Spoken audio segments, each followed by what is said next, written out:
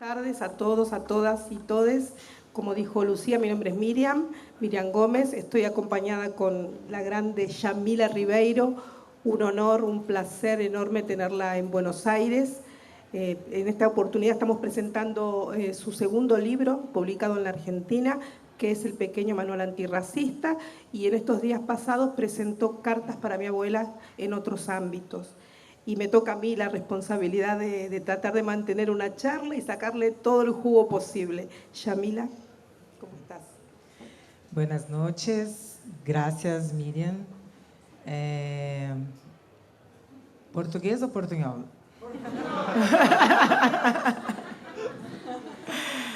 No hablo español, pero hablo muy bien portuñol. Estoy muy contenta de estar acá con Miriam, es un honor porque Miriam es una figura muy importante para el movimiento afroargentino. Es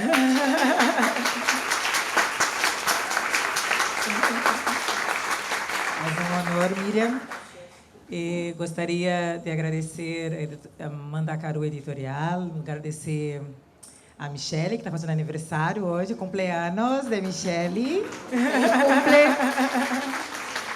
A Rafaela e a Lucia, muito amor a Lucia, que é uma mulher muito importante, que está a fazer um trabalho revolucionário em traduzir as mulheres afro-brasileiras.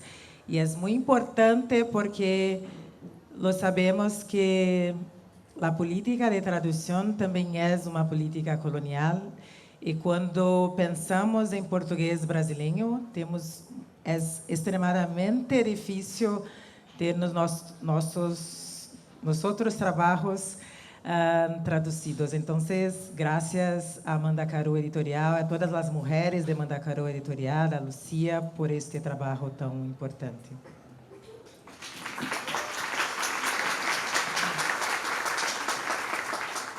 Le decía a Yamila hace unos minutos que tengo miles de preguntas para hacerle, pero también sé que el tiempo no es ilimitado, así que voy a tratar de resumirla en 2 o 3.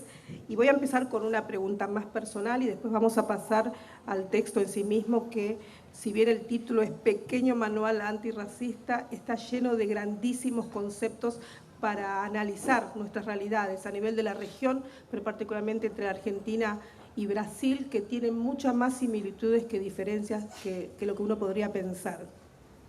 Entonces, Yami, quisiera preguntarte, ¿cuándo despertó tu conciencia política y crítica acerca de la opresión racial en Brasil? Bueno, mi papá era un activista en Brasil, del movimiento afro-brasileño. Entonces, desde muy pequeña, estos debates fueron presentes en mi vida, desde muy pequeña. Entonces, no tive opción, porque mi papá era muy consciente, muy importante em o movimento em Santos, da cidade onde nasci. Meus irmãos, desde muito pequenos, tivemos que ter esta consciência. Pero penso que é muito importante dizer que em minha família, uma família negra, minha mamá, meu papá eram negros. Então, não era um problema para mim ser uma chica negra. Pero quando fui à escola pela primeira vez, que senti que era um problema ser uma pessoa negra em Brasil, porque a escola em Brasil não eram preparadas para a discussão racial. Brasil, durante muito tempo, legitimou uma ideia de democracia racial, o que foi muito difícil, extremamente difícil para as pessoas negras para refutar o racismo em Brasil, porque o discurso era não há racismo em Brasil. Racismo solamente em Estados Unidos ou África do Sul.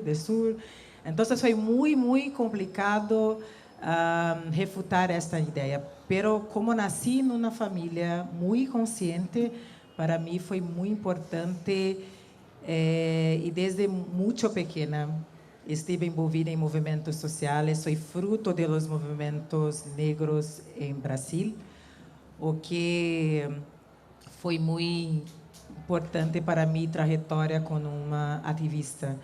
E quando era muito jovem, conheci o feminismo negro, que foi muito importante porque tive um trabalho na Casa da Cultura da Mulher Negra em Santos, e as mulheres negras feministas foram muito importantes para minha consciência, para quem sou hoje. Então, ter nascido numa família consciente e ter encontrado estas mulheres em meu caminho foi fundamental para meu trabalho hoje. Justamente. Okay. Aplauda. É difícil falar portunhol, meu povo. No, estuvo muy claro lo que dijiste. Y esto me lleva a la siguiente cuestión. Yo suelo decir en algunas charlas y entrevistas que uno de los mayores aportes de los feminismos negros al feminismo en general y al feminismo blanco hegemónico ha sido, vamos a ver si estás de acuerdo conmigo, el concepto de la interseccionalidad, por un lado, y por el otro, el de la dimensión espiritual o ancestral. Y en una charla que diste hace poco, creo que ayer o antes de ayer, hablaste cuál fue ese papel de la ancestralidad en tu caso particular, pero también me gustaría que nos explicaras qué le trae la ancestralidad al feminismo negro específicamente. Perfeito. É uma importante pergunta, porque penso que o feminismo afro-brasileiro foi dos primeiros a refletir a partir de ancestralidade. Porque acá penso que conheces o feminismo norte-americano e estamos no sul, pero miramos ao norte. Então, claro que as feministas norte-americanas são muito importantes, pero penso que é importante para nós como pueblos da América do Sul mirar a América do Sul. O feminismo afro-brasileiro, Lélia Gonzalez, Sueli Carneiro, foram mulheres muito importantes em refletir a partir da ancestralidade, a partir do candomblé, de refletir a partir de orixás femininos, de las deusas mulheres em candomblé. Então, a ancestralidade tem um lugar muito importante para nós outras feministas afro-brasileiras, que é pensar neste lugar de candomblé, de terreiros, como espaços políticos, como espaços que foram muito importantes para nós outros, pessoas negras em Brasil, como este lugar foi perseguido e marginalizado em Brasil, demonizado também por uma visão cristã do mundo. E como, por outro lado, pensar a partir da ancestralidade é revolucionário e libertador para nós outras. Por exemplo, quando pensamos na maternidade. Então, o conceito de maternidade patriarcal é um conceito que aprisiona a mulher num lugar. Então, quando penso na maternidade, a partir da ancestralidade, é muito libertador, porque puedo pensar a partir de Oxum, puedo pensar a partir de Ansan, puedo pensar a partir de Nanã, que não quisera ser mamá. Então, uma mulher que não quer ser madre, em candomblé, esta mulher pode ser compreendida, porque temos uma deusa que não quisera ser madre. Então, se quer ser uma madre que fica, não sei, que pensa que é importante cuidar de filhos em casa, pode se identificar com o Xum, ou se é uma mamá que vai a trabalhar, pode se identificar com Yansan. Então, pensas que é muito libertador quando pensamos a partir da ancestralidade, porque é um conceito contracolonial, não é um conceito que nos impõe, não sei, imponem uma visão que temos que escolher o que ser, porque tienes que ser mulher, trabalhadora, ou tienes que ser isto ou aquilo. Quando pensamos a partir de ancestralidade, pensamos a partir do E. Podemos ser mulheres, trabalhadoras, madres, e é muito libertador, contracolonial, e penso que o candomblé não é somente religião, mas também uma forma de ver o mundo, uma forma libertadora de ver o mundo, de aceitar nossas diferenças e de produzir reflexões que nos restituem de humanidade, porque o racismo nos destitui de humanidade. E pensar a partir da ancestralidade é um lugar de restituição de nossas humanidades. Então, penso que é muito importante para as pessoas conhecer o feminismo afro-brasileiro quando pensamos em Lélia Gonzalez, que refletiu sobre o conceito de americanidade, sobre o conceito de los pueblos em América Latina de estarem juntos numa luta transnacional como pueblos de América Latina. E Lélia Gonzalez estava a refletir sobre isso na década de 80.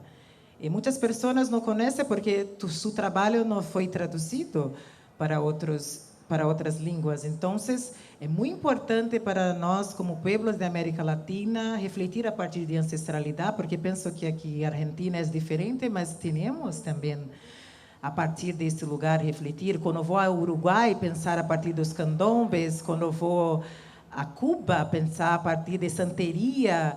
E como temos similaridades e como é importante para nós poder refletir a partir desse conceito. E penso que Mandacaru traduziu Lélia Gonzalez agora, é muito importante para vocês lerem, conhecerem o trabalho de Lélia Gonzalez, que era uma mulher de Oxum e que refletiu a partir deste lugar e como é muito rico e transcendente pensar a partir deste lugar. Gracias.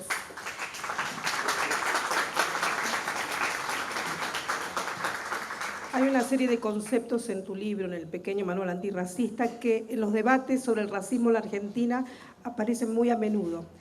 Y te quería consultar, por ejemplo, acerca del racismo estructural. Si podrías explicarnos de qué se trata eso.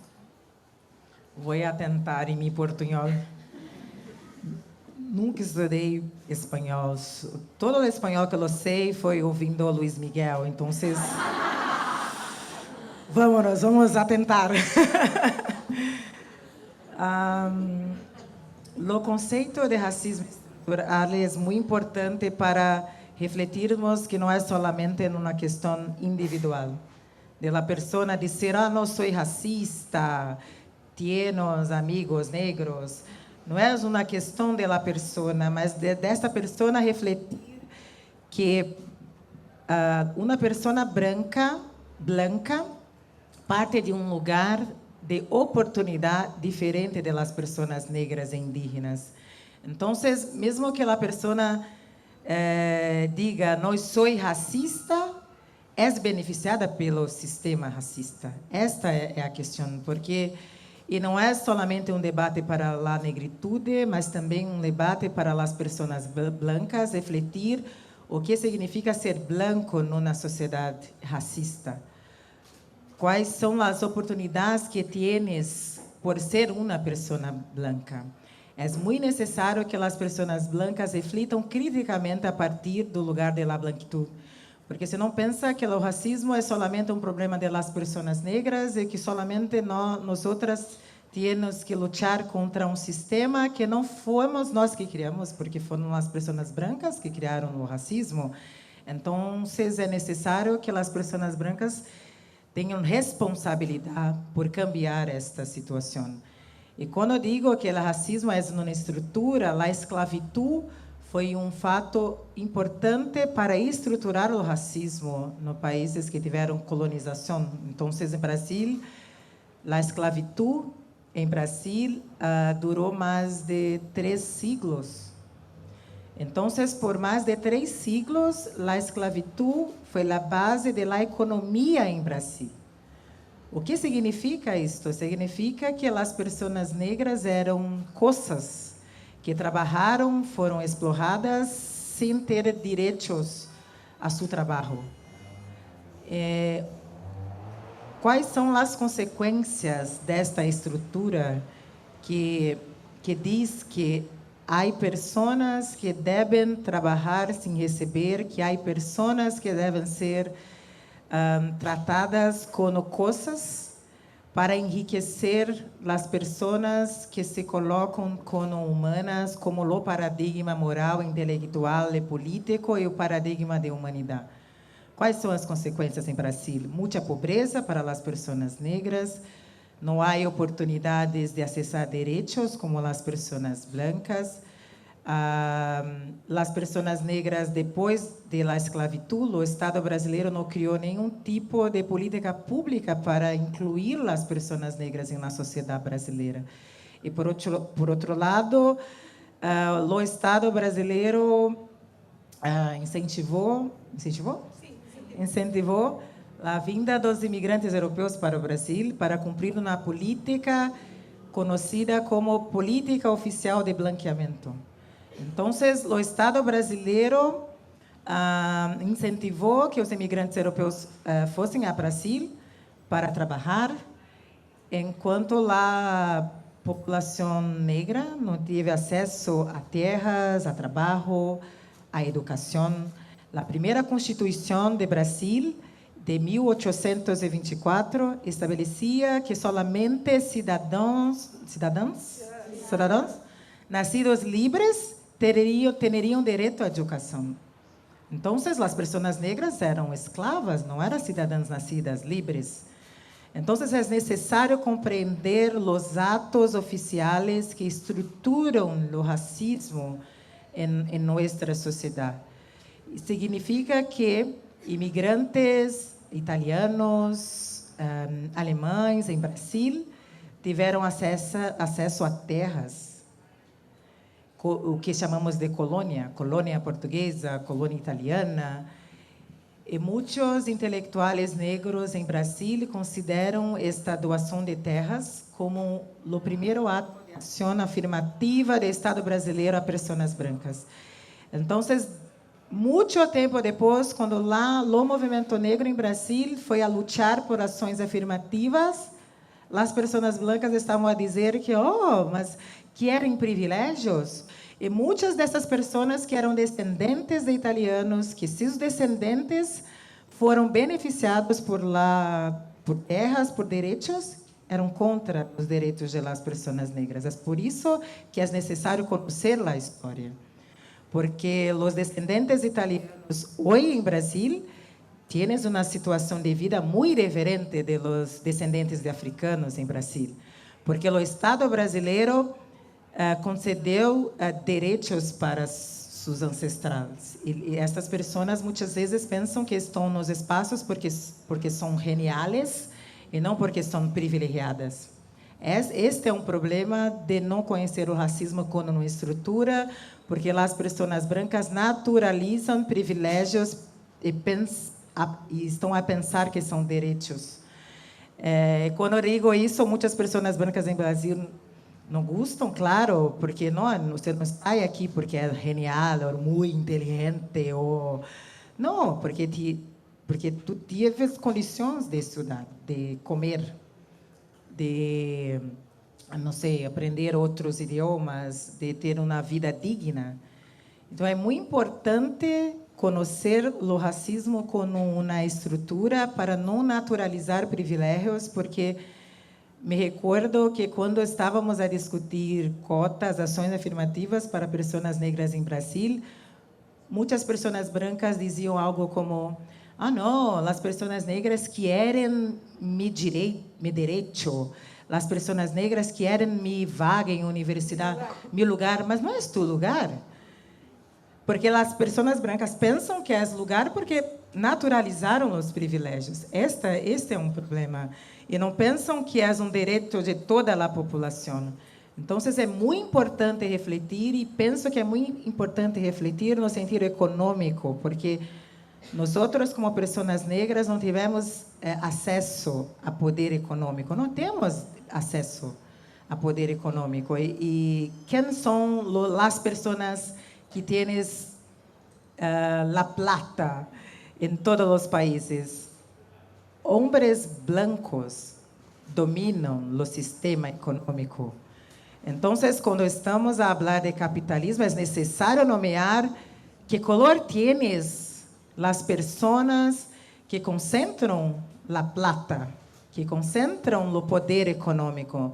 São homens brancos, dos donos de bancos, que controlam o sistema financeiro. Então, minha mamá foi trabalhadora doméstica, minha abuela foi trabalhadora doméstica, e antes delas foram escravas. Estou a dizer de um sistema de exclusão que foi rompido em minha geração, porque tive acesso à educação, a políticas públicas na educação, sobretudo no primeiro governo Lula. Então, é importante dizer que, se não reconhecemos o racismo como uma estrutura, vamos a continuar a naturalizar uma visão de privilégios e que não é uma visão real, não é uma visão que reflete a realidade. Por isso que necessitamos lutar por políticas públicas, enfrentar a desigualdade, e esta desigualdade é uma desigualdade econômica, racial e de gênero. É necessário dizer que as mulheres partem de um lugar diferente de los homens. É importante dizer que quando vamos a dizer classe trabalhadora, quem são a classe trabalhadora? Uma mulher trabalhadora tem uma realidade diferente de um homem trabalhador, porque mulheres podem estar embarazadas, mulheres podem sofrer violência doméstica, podem sofrer uma série de violências. Então, é necessário compreender que as mulheres vão viver a classe pelo gênero. É importante dizer que as mulheres negras vão viver a raça pelo gênero e pela classe. Então, penso que compreender o racismo como uma estrutura é fundamental para que possamos, podamos avançar como sociedade.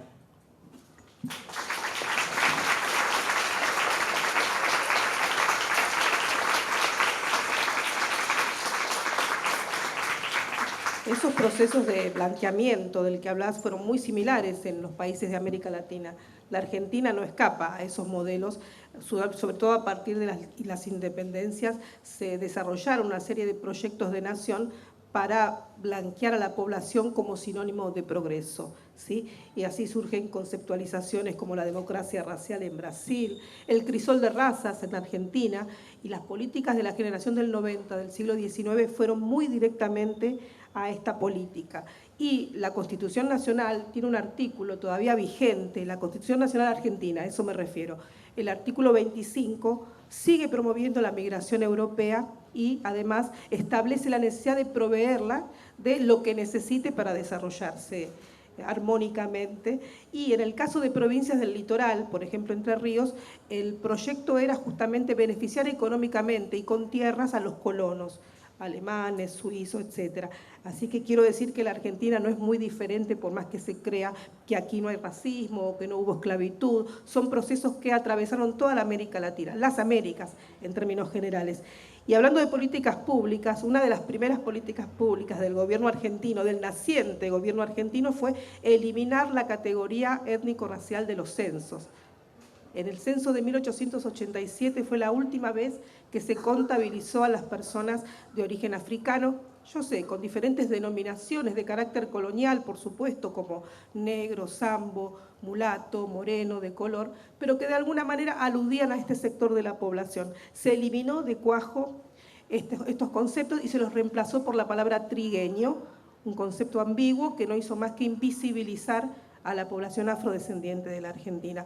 Durante todo el siglo XX se omitió, no se habló del tema afro, ¿sí? Y el siguiente censo es el de 2010, recién, el que incorpora la variable, pero lamentablemente solo en un 10% de los formularios. Y en el 2022, el del año pasado, por fin, después de una incidencia y de una lucha de las organizaciones negras, la variable étnico-racial fue incorporada en todos los formularios.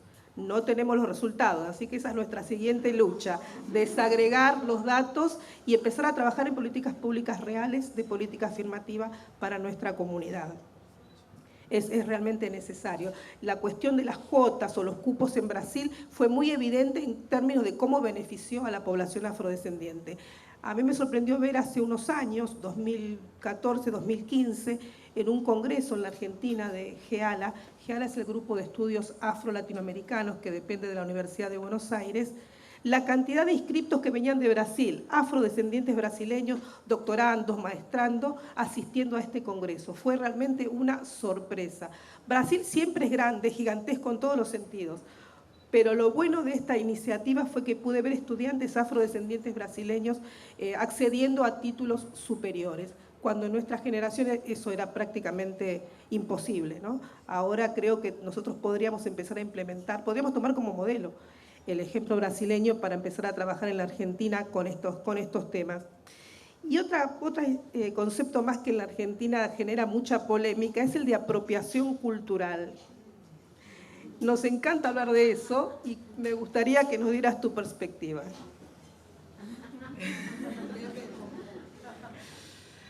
Bueno, a apropriação cultural é o 7º título da coleção Feminismos Plurales, que é uma coleção de livros que coordeno em Brasil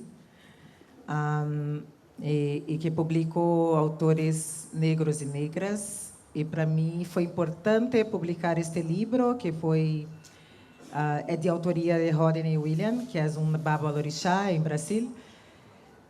E para mim foi importante publicar este livro porque penso que a apropriação cultural é dos desdobramentos do racismo. E não é uma discussão individual. O problema é que muitas vezes nas redes sociais as pessoas não compreendem os conceitos. Sempre digo a meus alunos e alunas que não tienes que ler em Twitter, tem que ler os livros. Por favor. Este é o problema, porque não é uma questão individual de ir no Instagram de uma pessoa e molestar a pessoa. Para mim não é eficiente fazer isso. Para mim é eficiente compreender a dimensão política e as consequências da apropriação cultural. Temos um autor em Brasil que foi muito importante, Abdias do Nascimento. Foi um grande, gigante ativista brasileiro. Em seu livro, O Genocídio da População Negra, Abdias do Nascimento disse que genocídio é todo tipo de assassinato de um povo, assassinato cultural, político, moral. Não é somente o assassinato físico, mas também o assassinato cultural. Então é importante dizer que quando se mata uma cultura, se morre um povo. E a colonização assassina pueblos por la cultura. Então, o colonizador impôs sua cultura, sua língua, sua religião, sua forma de ver o mundo. E isso é um tipo de assassinato. Então, o que o sistema faz? Não interessa a cultura até certo ponto. Quando essa cultura ela vai generar a plata, aí é interessante. Então, em Brasil, por exemplo, com o carnaval. Então, há muitas empresas, empresários, hoje em Brasil, controlando o carnaval, porque é interessante a exploração do carnaval, porque a plata não vai aos pueblos negros, na maioria das vezes. Este é o problema da apropriação cultural. É vender uma cultura sem que este pueblo tenha direito a receber sobre sua própria cultura. Esse é o problema. Quando uma grande empresa vende uma ideia de, não sei, de negritude ou alguma coisa de um pueblo indígena, este pueblo não recebe nada de sua cultura. Como muitas grifes de moda vão a um país e vende muito caro um objeto baseado numa cultura, pero o pueblo segue morrendo numa realidade muito difícil e estas pessoas não se mobilizam para cambiar a realidade do pueblo que estão a se apropriar. Este é o problema da apropriação cultural. Muitas pessoas em Brasil dizem que amam a cultura negra, pero no luchan pelos direitos de las personas negras. Entonces, si quieren admirar nuestra cultura, ok, nuestra cultura es muy hermosa, es muy rica, mas também é necessário que se mobilizem pelos nossos direitos, pela nossa dignidade, que é como um povo em Brasil. Por exemplo, o samba, muito popular em Brasil. Durante muito tempo, o samba foi criminalizado em Brasil. Mas depois, quando o samba é interessante, muitos cantantes brancos ganharam muita plata cantando samba, enquanto, por exemplo, Cartola, que era um gênio, genial Cartola, morreu pobre, porque as pessoas estavam a cantar suas músicas, pero Cartola não recebia, não tinha o reconhecimento. Este é o problema da apropriação cultural, quando se emblanquece os símbolos de uma cultura com o objetivo de explorar economicamente a cultura, sem que aquele povo receba por sua cultura. Então, é muito interessante dançar samba, pero essas pessoas não estão nem um pouco interessadas em caminhar a realidade das pessoas negras. Então, penso que é importante. E, por fim, para mim, me gusta muito as culturas indígenas em Brasil, muito. Então, em Brasil, temos 305 etnias indígenas em Brasil. Me gusta muito, pero quando vou a uma comunidade, vou a intercambiar. Quando não há intercâmbio, há apropriação. Temos que intercambiar. Então, quando vou a uma comunidade, para mim é importante fortalecer economicamente aquela comunidade. De igualdade. E não vou a comprar símbolos num shopping. Vou a comprar da comunidade, para fortalecer economicamente aquela comunidade. Temos muitos símbolos em minha casa, indígenas, que me gustam muito, pero todos os símbolos que tenho em minha casa, comprei diretamente do povo. Não vou a uma, não sei, uma loja, uma tienda de turismo. Não faço isso. Para mim é muito importante. E quando vou a intercambiar o que posso fazer para ser um agente de transformação. Como posso contribuir com este povo? Não é solamente ir. Não sei se conheces ayahuasca, que é um chá que tomamos a fim de. É um chá que algumas comunidades indígenas no Brasil, não são todas, que utilizam ayahuasca, que é um chá que tomas, mas é algo espiritual.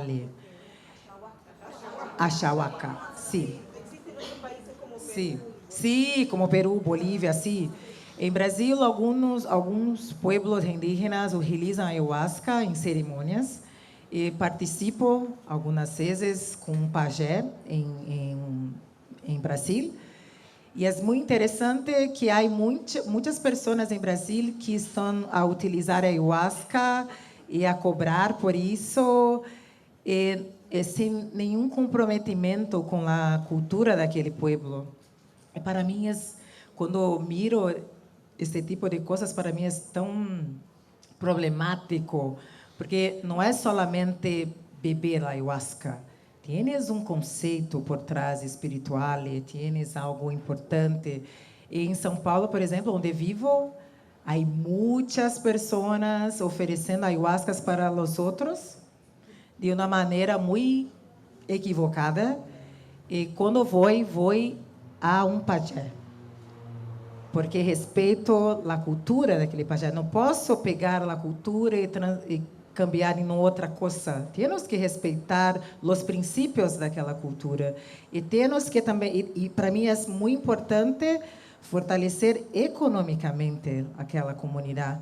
Se admiro tanto, se para mim é tão importante, por que não estou a fortalecer aquela comunidade? Então, a apropriação cultural é um desdobramento do racismo e do capitalismo e del capitalismo, das pessoas ganhando muita plata, explorando economicamente outras culturas e retirando de sentido, esvaziando de sentido determinadas culturas. Te voy a dar un ejemplo que me ocurrió hace muy poco. Una anécdota para que vos me cuentes qué le responderías a esta persona. Una señora preguntó en un curso de literatura que estaba haciendo, literatura africana, dijo, ¿por qué yo no me puedo hacer las trenzas y sin embargo las mujeres afro o indígenas se alisan el pelo? ¿Eso no es apropiación también? ¿Qué le responderías? Que tienes que ler o livro, Apropriação Cultural. Hay que comprarlo. Hay que comprá-lo. E que necessita estudar mais. E que não é apropriação porque o cabelo liso que vem do pueblos blancos, colonizadores, foi uma imposição. Então, muitas pessoas negras, muitas mulheres negras, têm que alisar os pelos para serem aceitas em muitos espaços. Durante muito tempo, alisei meus pelos porque era muito, extremamente difícil ser uma chica com os cabelos afro na escola, como as outras chicas na escola te violentavam muito. E quantas vezes as mulheres negras tiveram que alisar seus pelos para conseguir um trabalho? Então, em Brasil, chamamos de falsa simetria. É uma falsa simetria, porque foi imposto, isso é uma imposição de que temos que cabelo liso é bonito e que cabelo afro é feio, não é bonito em Brasil. Então, quando tienes las mujeres que son consideradas hermosas, son mujeres blancas, cabelos lisos, na televisão, nas revistas? Sí, revistas. Quais são as mulheres que são colocadas como bonitas? Então, para ser hermosa também tienes que alisar tu pelo. Então, para mim foi todo um trabalho de não alisar mais meus pelos. E minha hija nunca alisou os pelos porque é outra geração.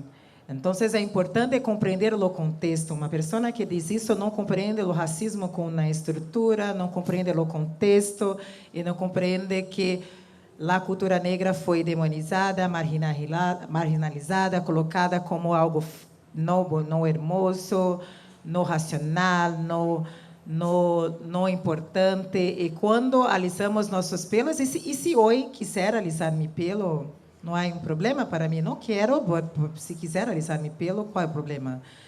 As mulheres brancas alisam, enrolam, fazem tudo o que podem com seus pelos, e as mulheres negras não podem, por quê?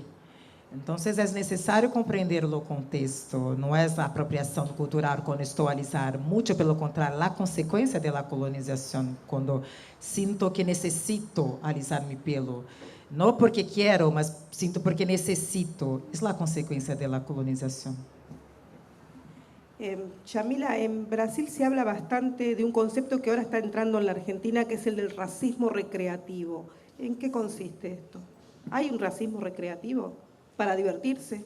Sim, em Brasil, muito naturalizado o racismo recreativo, que é o sexto livro da coleção Feminismos Plurales, de autoria de Adilson Moreira, que é um grande intelectual brasileiro, que pensou este conceito de racismo recreativo, porque em Brasil é muito naturalizado as piadas,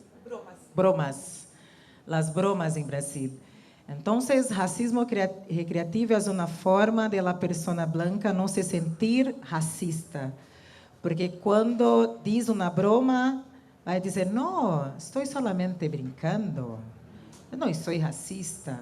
Então, é uma forma de ser racista pelo humor? Sim. Pelo humor.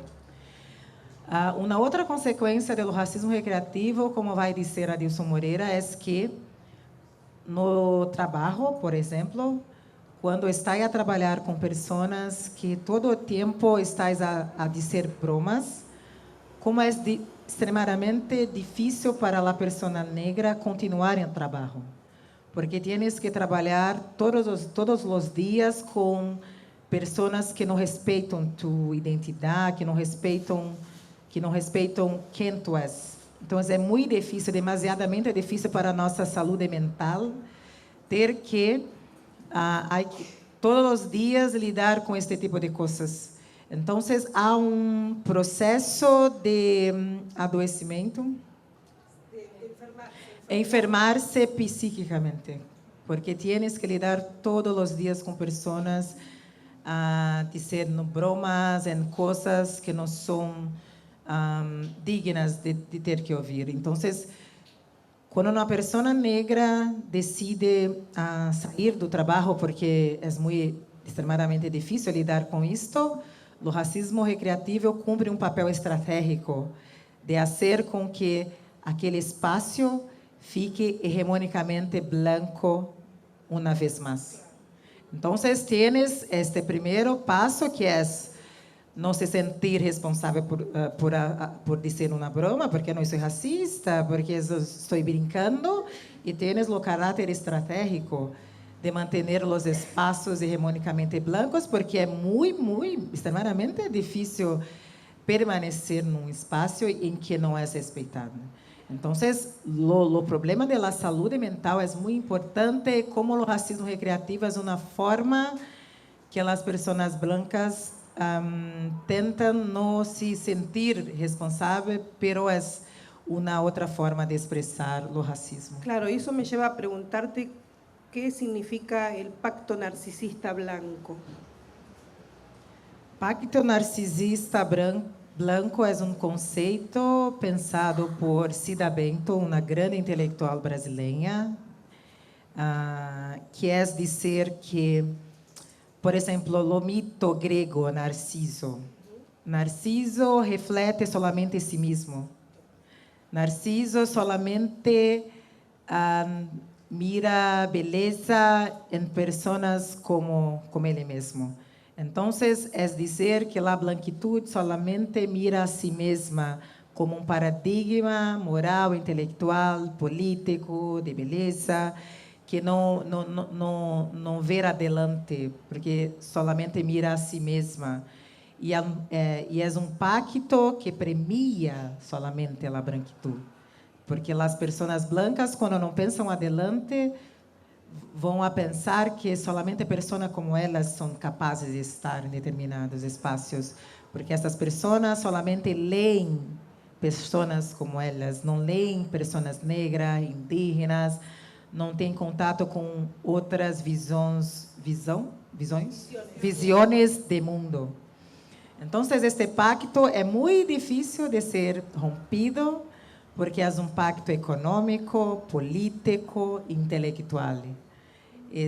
E é muito importante que as pessoas blancas reflitam criticamente deste lugar de branquitude e como, historicamente, são ensinadas a manter este pacto.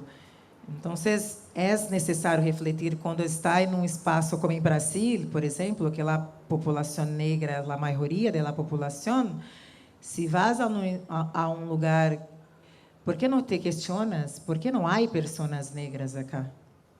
Por que não te questionas sobre isso? Porque se vai não sei, se és professor, porque em tua bibliografia não há intelectuais negros em tua bibliografia? Se pessoas negras estão a refletir sobre o mundo, por que não há em tua bibliografia? Por que não há mulheres latinas? Por que não há mulheres? Tienes que refletir. Este pacto é um pacto que é naturalizado também. Então, muitas vezes, o que as pessoas blancas nos dizem, não, as pessoas não escolhemos pela cor, escolhemos pela capacidade. Então, está a dizer que pessoas negras não têm capacidade de estar aqui? Então, está a dizer que solamente pessoas brancas têm capacidade? Então, está a dizer isso porque está centrado em tu raça, não está centrado em olhar, em mirar para o mundo, porque o mundo é diverso. Então, quando estou a falar de diversidade, não estou a falar de colocar pessoas diferentes juntas. Primeiro, quem é diferente de quem? O pacto necessita ser questionado, porque a pessoa branca mira a mim e diz: ah, tu és diferente de mim. Não, mas tu também és diferente de mim. Somos mutuamente diferentes.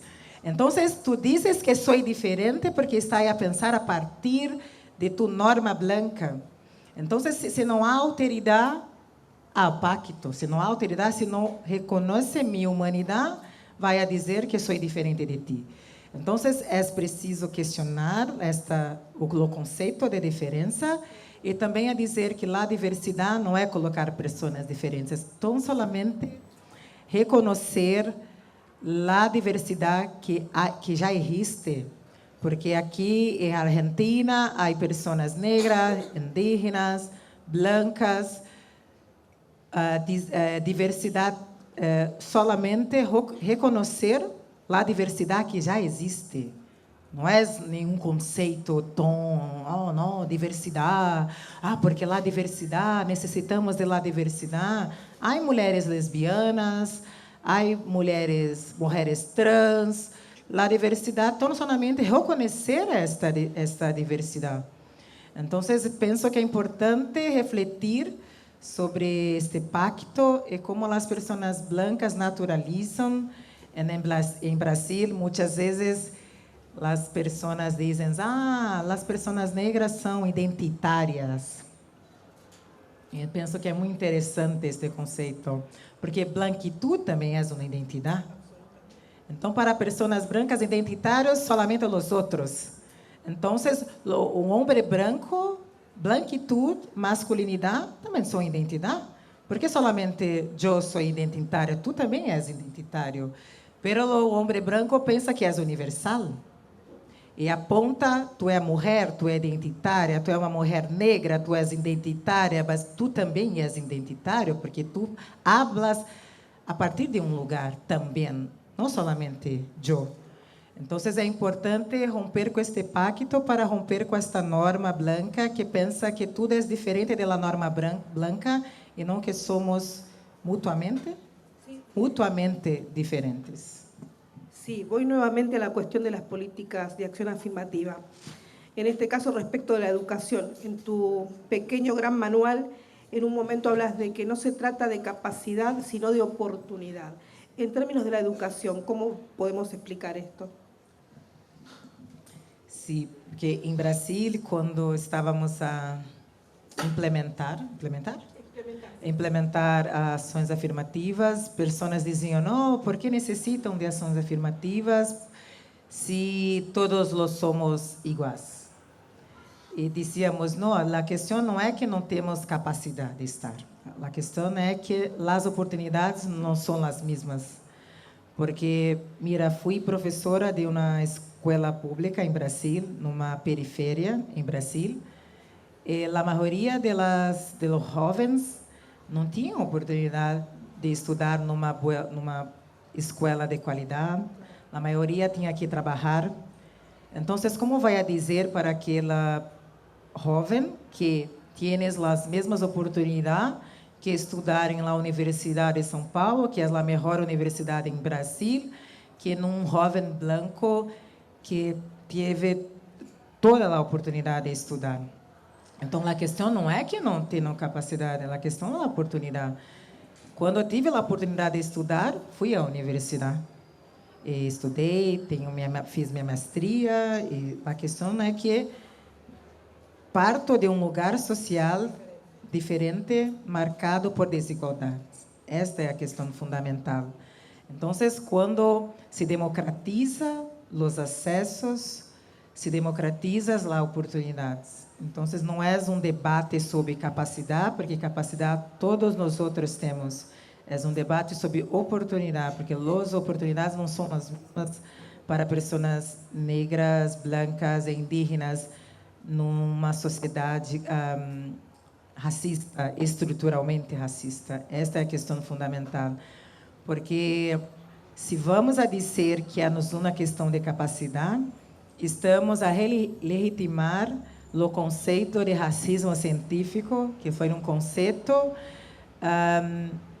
que legitimou a dominação da Europa às Américas.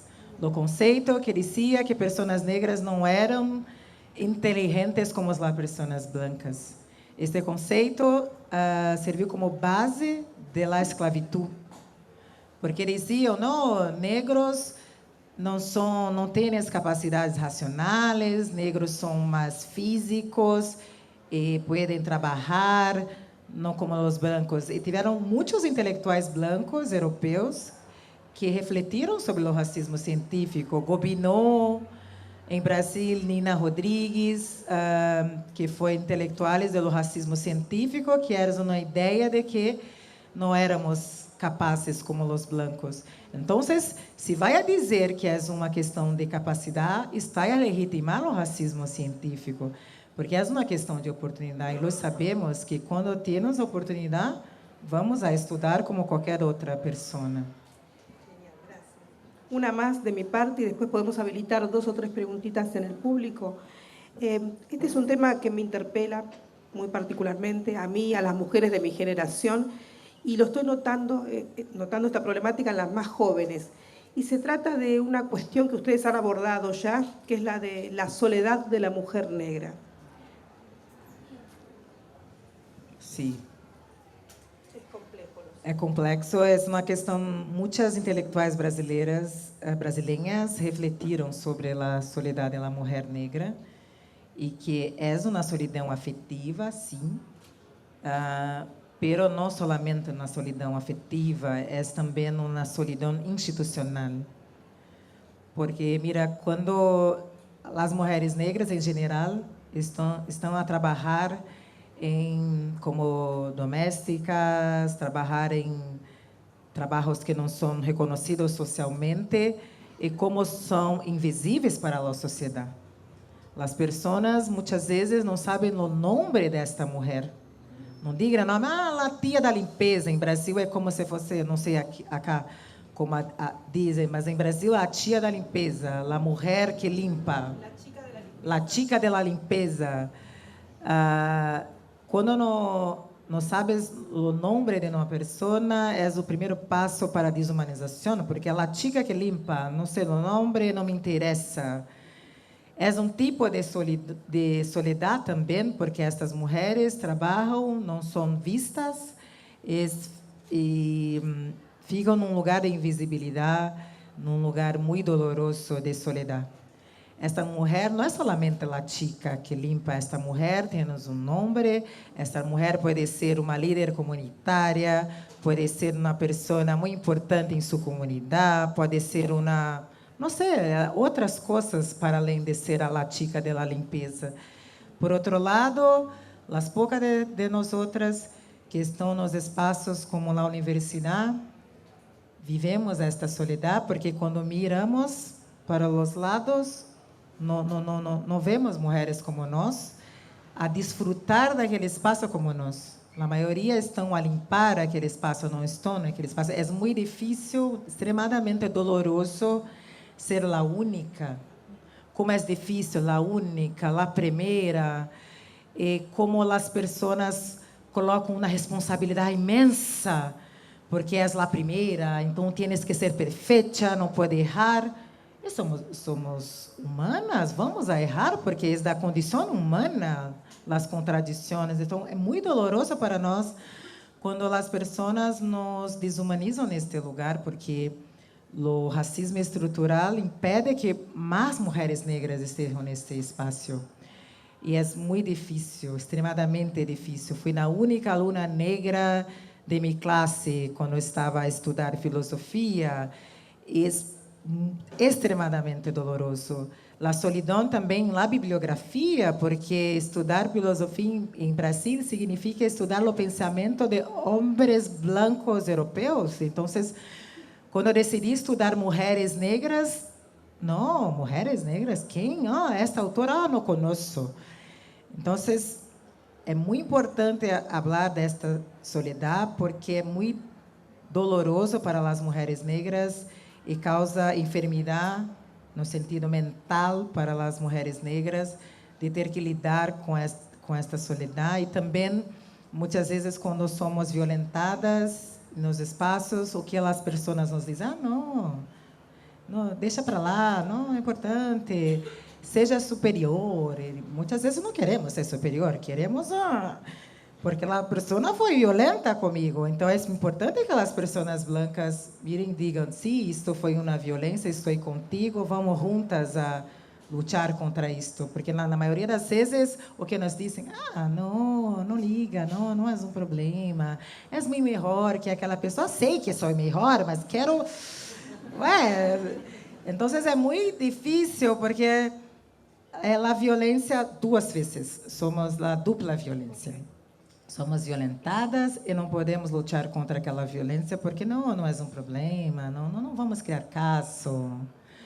Mulheres negras são muito agressivas, alantes, porque estamos a viver, a nos defender, a ter que lidar com a solidão, com as pessoas todo o tempo a duvidar de nossa capacidade, todo o tempo a duvidar que merecíamos estar naquele espaço.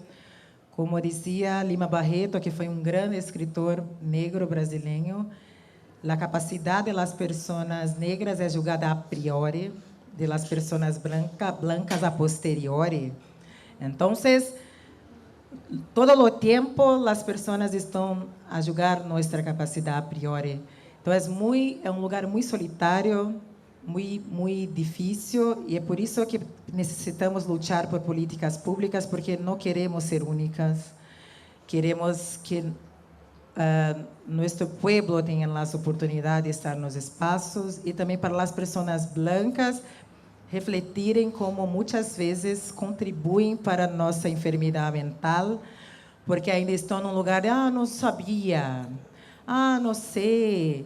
E como diz Jurema Werneck, que é uma importante intelectual negra brasileira, o tempo da inocência necessita acabar. Necessitam saber, necessitam conhecer. Não podem mais dizer, não sabia. Não, tienes que ler, tienes que estudar, tienes que se posicionar politicamente, publicamente, se de fato querem ser pessoas que vão a cambiar a sociedade. Então, não mais inocência, porque esta inocência contribui para a nossa enfermidade, contribui para nosso renorido, contribui para a nossa invisibilidade, e é necessário que as pessoas blancas transcendam este lugar de la inocência.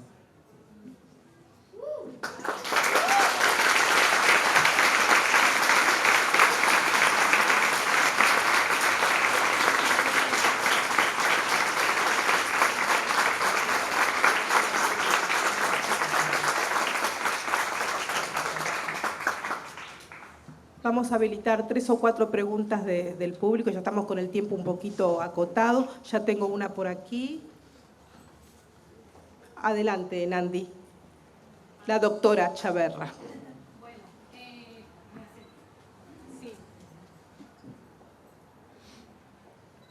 Bueno, buenas noches. Toma el micrófono. ¿Sí? Sí. Así te escuchamos todos. Bueno, buenas noches, mucho gusto, yo soy Nandi Chaverra, soy colombiana, soy médica especialista en psiquiatría y trabajo mucho sobre las relaciones. En cuanto a las corrientes del feminismo negro, en Brasil viene una movida muy interesante que es sobre el mulerismo africano. Quisiera preguntarte qué opinas sobre esa corriente y cómo el feminismo negro y el mulerismo africano se pueden converger para ayudar a nuestras comunidades. Gracias.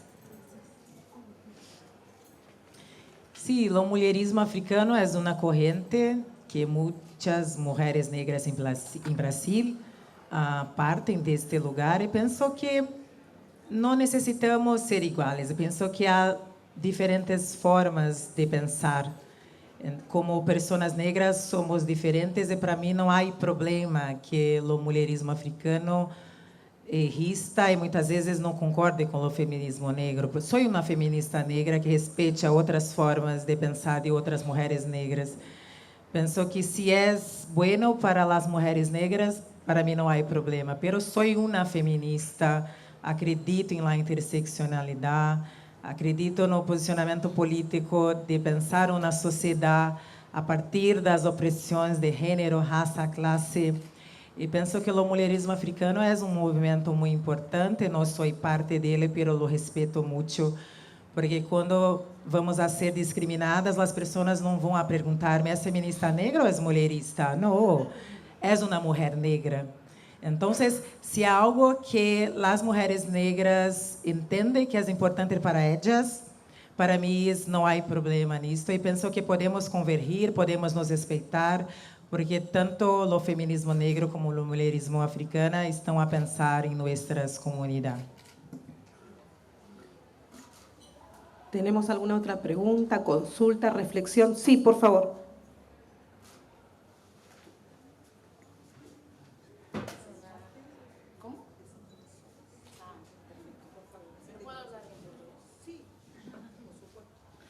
Hola, buenas noches. Yo soy Osana, yo soy profesora de portugués en el Instituto Guimarães Rosa y también en la Universidad Metropolitana de Educación y Trabajo.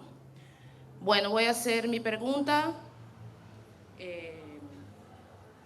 basada en los comportamientos de las instituciones sociales y instituciones educativas en cuanto a la posibilidad de empregar personas negras en estas instituciones. Ahí vamos. Bueno, Djamila, voy a hacer la pregunta en portugués. Todos entienden, ¿no? Porque estamos en portuñol igual. Hablamos portuñol. No seu livro, você aborda o racismo nas instituições educativas através de sua experiência ao estudar em escolas particulares. Nós sabemos que, hoje em dia, qualquer instituição educativa não tem um discurso de reprovação do racismo. Porém, sabemos também que existe uma distância entre o discurso e a prática nessa área. Como você acha que é possível fazer emergir a reflexão dentro da instituição sobre essa disparidade e alcançar a coerência entre o que se diz e o que se fala e o que se faz? Não vou responder em português, a pergunta foi em português. Ai, nossa. Bom, há uma disparidade, sem dúvida nenhuma, mas, bom, vou falar de algumas conquistas do movimento negro no Brasil, né? Uma das conquistas foi a Lei 10.639, de 2003, que alterou a Lei de Diretrizes e Bases da Educação para incluir a obrigatoriedade do ensino da história africana e afro-brasileira nas escolas. 2003, isso no Brasil. Então, foi uma vitória do movimento negro, porém, o que acontece? Como essa lei não prevê sanção, se a escola não aplica, e vai muito da vontade política. Então, a depender do governo. Infelizmente, no Brasil, a gente tem políticas de governo e não de Estado. Então, quando eu fui secretária adjunta de Direitos Humanos em São Paulo, em 2016, a gente fez esse trabalho todo no município. Mas aí perdemos a gestão, o governo que entrou acabou com tudo. Então, a gente vive no Brasil indo e voltando, porque depende do projeto político que está no poder, infelizmente. E aí fica muito na luta dos educadores ali na base de implementar.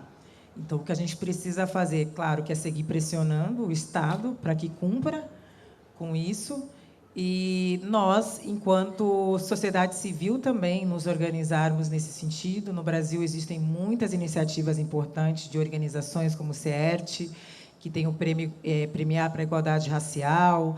A gente tem o Gueledé, uma série de organizações que trabalham, que fazem trabalhos nas periferias, coletivos. Acho que a nossa mobilização ela é fundamental para isso, porque as coisas não vão mudar sem a nossa mobilização. A gente também eleger pessoas que vão nos representar, né? A gente sabe em que a gente vota, porque antirracismo não é um lifestyle, é um projeto político. Não dá para a gente achar que dá para ser antirracista e votar em projetos políticos que vão totalmente contra os nossos direitos como população negra, né? Isso quer dizer que não dá para votar no Bolsonaro e achar que é antirracista, né, gente? E quando elegemos governos como que está agora, seguir pressionando para que, de fato, a gente consiga implementar essas políticas. Então, não há outro caminho a não ser a gente seguir lutando para isso. né? E conhecer também o que a gente tem de instrumento legal, porque muitas vezes a gente não conhece, né? E quando eu fui professora da rede pública, eu tive uma discussão com a diretora da escola que não queria implementar, e eu falei, bom, não vai implementar, então vamos denunciar a escola. E ela, não, a gente tem que saber. E claro, né, a gente não vai ser fácil, mas eu acredito que a gente precisa disseminar isso, fazer todo um trabalho de tentar letrar as pessoas e continuar pressionando o poder público para que implemente o que está lá na lei, né, que de fato vai mudar, e a educação é um caminho fundamental para isso, e a gente sabe, né? E nas universidades também. Então, agora a gente tem cotas em algumas universidades na pós-graduação, a USP foi a última universidade a aderir cotas, mas por conta da luta também das pessoas que estavam ali, e a gente tem que seguir lutando para pressionar as instituições para diminuir essas disparidades. Não há outro caminho, infelizmente. Pronto. Desculpa, gente. Qué lindo verte acá. Lindo verte também. Bueno, mi pregunta va a ser, primero va a ser una pregunta al público, ¿puede ser? ¿Cuántas de las personas que están acá saben que Argentina tiene una condena internacional por racismo? Por favor, levanten la mano quienes sepan. Por racismo. Condena internacional por la Corte Interamericana de Derechos Humanos por racismo. ¿Cuántas personas saben? Gracias. Bueno, en base a eso, mi pregunta es la siguiente. Hablamos de salud mental. Y cuando una habla de racismo, nuestra salud mental a veces empieza a declinar poco a poco.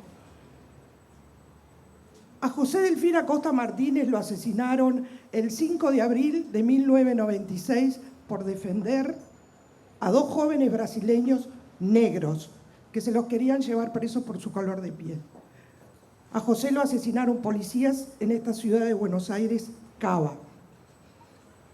Esto pasó 24 años y el 2020, el 31 de agosto del 2020, hay una condena internacional para la Argentina por racismo.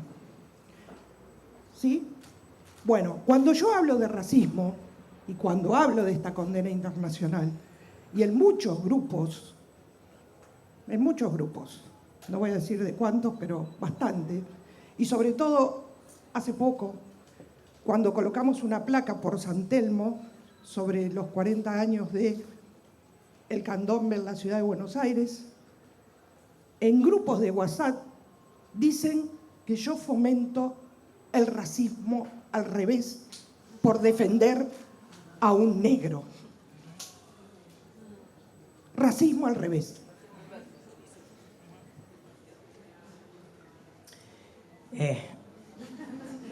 Racismo reverso é um artigo que escrevi há muitos anos atrás, que foi publicado em meu livro Quem Tienes Medo de Feminismo Negro, porque as pessoas não compreendem o que é racismo para dizer que há racismo reverso.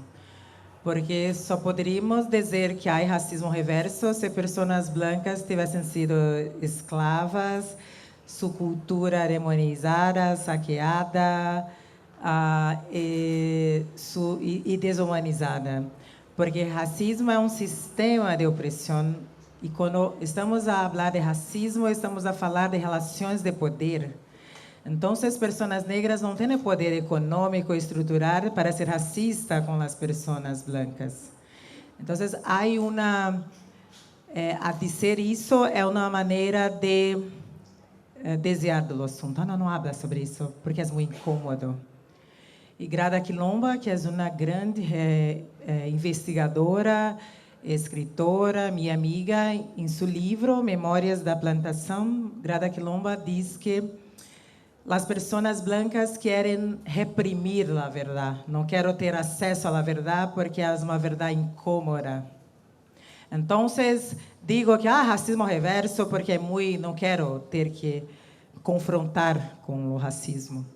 Então, uma estratégia de ser racismo reverso é uma estratégia de invisibilizar nossas lutas e de dizer que não é um problema e que nós outros estamos em um lugar igual, que podemos também sermos racistas. Novamente, uma falsa simetria. É muito importante diferenciar o que é preconceito de racismo. Claro que preconceito todos os grupos têm com nós outros. Preconceito é uma ideia antecipada que não passa pelo crivo da razão. É diferente, porque posso ser preconceituosa com uma mulher negra, posso ter preconceito contra, não sei, contra pessoas que são de outros países, posso ser preconceituosa com pessoas que não têm um padrão de beleza. Posso ser preconceituosa, mas não posso ser racista, porque estou a falar de um sistema de opressão. Porque quando mira quem são as pessoas que têm o poder na sociedade argentina, quem são as pessoas que controlam o sistema financeiro na Argentina, quem são as pessoas que estão, por outro lado, involucradas, encarceradas? Quem são as pessoas? Qual é a cor destas pessoas? Quais são as culturas que são demonizadas e discriminadas? Então, é necessário compreender o racismo como uma estrutura e não como algo individual. Uma pessoa branca, a pessoa negra disse que não me gusta. Isso não é racismo, não te gusta porque não é uma pessoa aqui para gostar. Então, não é uma questão individual, porque pode não gostar de uma pessoa branca, isso não é racismo. Ou quando eu digo, por exemplo, em Brasil, muito comum as pessoas dizerem isso, o racismo reverso. Tienes um humorista em Brasil que disse que era vítima de racismo porque quando era chico as pessoas o chamavam de, porque era muito branco, e as pessoas o chamavam de fantasma, de leite. Então, fui vítima de racismo porque as pessoas me chamavam de leite. Claro, não é legal. Ok, tudo bem, não foi bueno para ti. Pero faz parte do grupo social, homem branco, que está aí presente majoritariamente na televisão, na política, controlando o sistema financeiro. Então, tu cultura não foi roubada, tu cultura não foi saqueada. Então, leite, ok, não é legal, pero não era deslocado da sociedade. Agora, quando era chica, outros chicos me chamavam de negrita, por exemplo.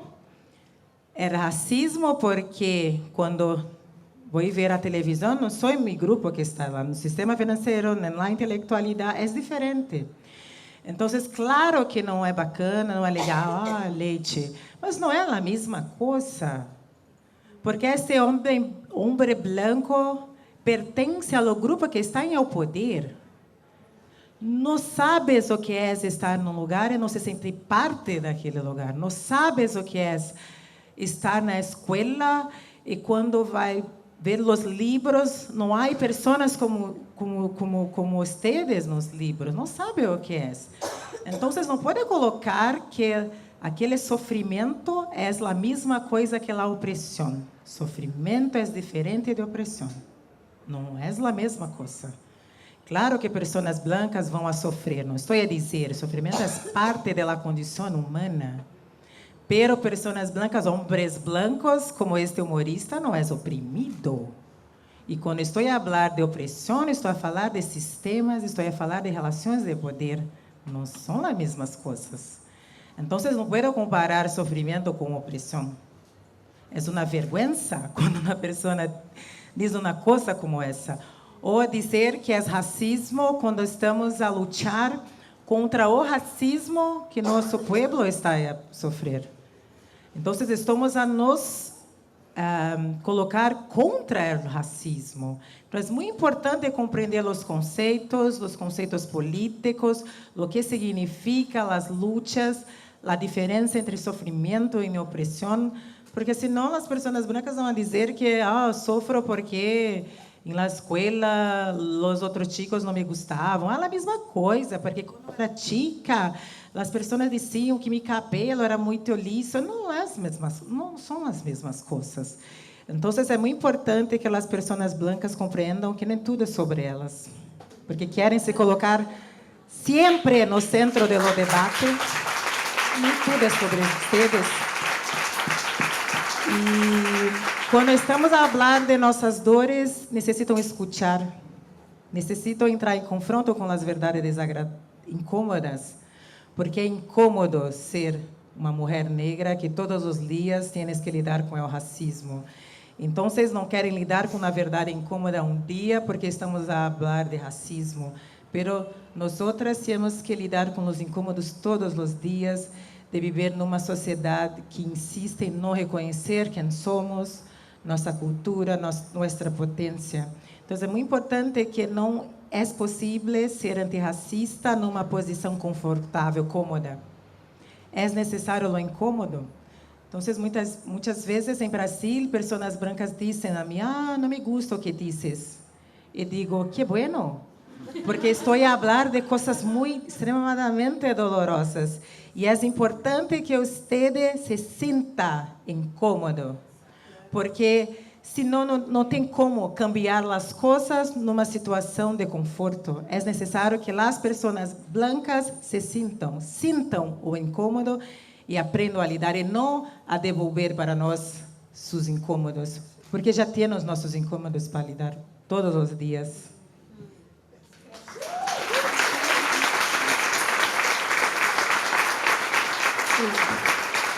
La última pregunta que habíamos habilitado y ya estamos sobrepasados con el tiempo. Breve, por favor. Buenas noches, mi nombre es Lena Victoria Gómez Estavi, soy afroargentina, activista por los derechos de las personas africanas, afrodescendientes y de la comunidad LGBTIQA+, además estudiante de arquitectura y trabajadora del Estado. Quería pedirte si nos podías dejar algunas reflexiones de qué pueden, o indicaciones de qué pueden hacer las personas blancas, no afro o no indígenas, para combatir el racismo, o por lo menos empezar a desarticularlo desde los lugares que ocupan, siendo estos desde lo individual, lo colectivo, desde los espacios de decisión, los espacios políticos, desde la ciudadanía, desde el voto y desde las acciones cotidianas. Gracias. A primeira coisa, escutar. Penso que é muito importante que saibamos escutar os outros, porque as pessoas que historicamente puderam falar não sabem escutar. Pensam que sempre tienes que falar. E é muito importante aprender a escutar. Primeiro ponto. Depois é necessário estudar. Tienes que estudar, não tienes outra opção. Tienes que estudar, que ler o que as mulheres negras estão a escrever, a refletir, os homens negros, os povos indígenas. É muito importante porque quando estudamos outros pueblos, outras pessoas, é muito rico para nossas visões de mundo. Porque as pessoas que solamente estudam a si mesmas, pessoas como elas, têm uma visão muito restrita do mundo. Então, pensa que o mundo é sempre a partir delas, porque não conhecem outras realidades. Então, é muito importante para as pessoas conhecerem outras realidades, outras visões de mundo, ampliar o que pensam e se permitirem sentir o incômodo que é necessário. E creio muito que é necessário compreender que é um processo para toda a vida. Eu tive que estudar também sobre negritude. O fato de ser negra não significa que sabemos sobre isso.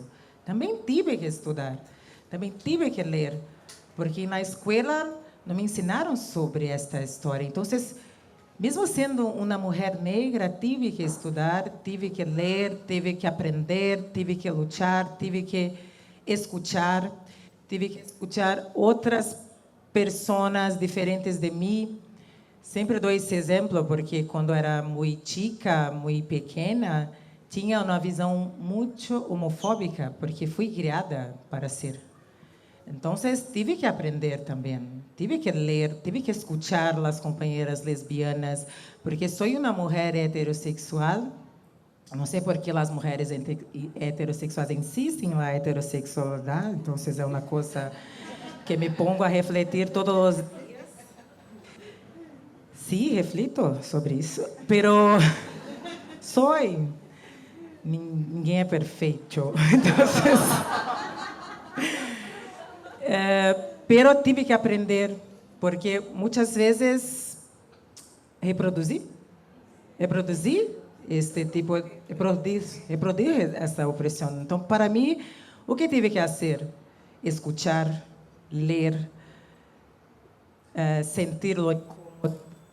Então, hoje, coordeno uma coleção de livros, vou a volver a Brasil amanhã, para o lançamento do livro Lesbiandade, que foi escrito por uma mulher lesbiana, uma escritora lesbiana de Bahia, que a invitei a escrever este livro na coleção que coordeno, porque é uma forma, claro, de aprender, mas também de fortalecer o debate das mulheres lesbianas quando publicam uma mulher lesbiana.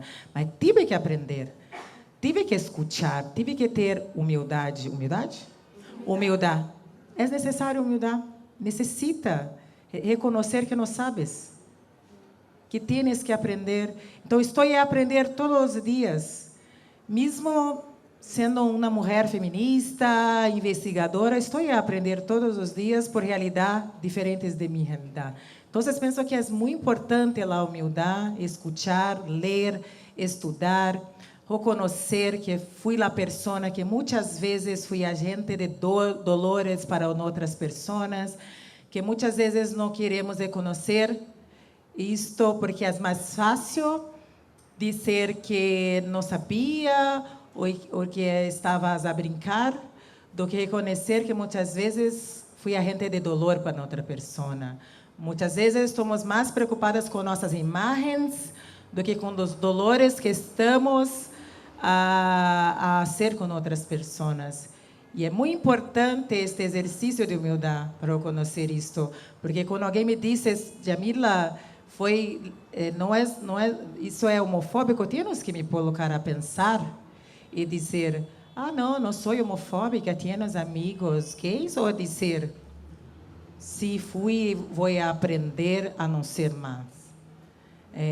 O que posso fazer, eu, Jamila, sobre isso? E, por fim, penso que a empatia não é como se colocar no lugar do outro, como muitas vezes as pessoas dizem, empatia necessita se colocar no lugar do outro. É impossível, porque, por exemplo, não sou uma mulher lesbiana, então não sei o que é sentir medo de apresentar a pessoa que amo para minha família, não sei, porque sempre tive homens como companheiros, não sei. Não sei o que é sentir medo de estar na calle com a pessoa que amo e ter medo de ser violentada porque estou com a pessoa, outra mulher. Não sei o que é isto. Então, é fácil dizer que se colocar no lugar do outro. Não sei o que é. Ter medo de minha família não me aceitar porque amo uma mulher, como é a realidade das mulheres lesbianas. Pero posso aprender, escuchar, ler, aprender para compreender como puedo contribuir para esta luta. Do meu lugar social, como puedo contribuir? Então, para mim, empatia é uma construção intelectual e política que vai exigir de mim esforço e de mim que cambie minha forma de pensar. Não é somente dizer, se colocar no lugar do outro e posto uma foto no Instagram. Não, necessito compreender que é um processo incômodo, pero uma construção intelectual e política, porque quando me construo intelectualmente, saberei o que tenho que fazer. Porque isto vai orientar minha prática política. Então, penso que é a empatia que necessita, pero empatia com uma construção intelectual e política.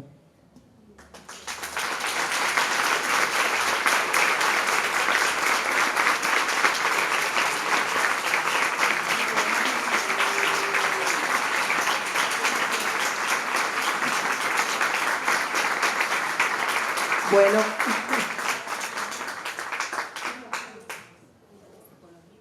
Me avisan que hay una mesa con los libros de Yamila. No se vayan sin el propio. Quiero agradecerles a todos, a todas, a todos por la escucha atenta y respetuosa. Realmente fue muy lindo verlos desde acá con tanta atención. Y especialmente al pueblo negro presente también por haber venido. Gracias.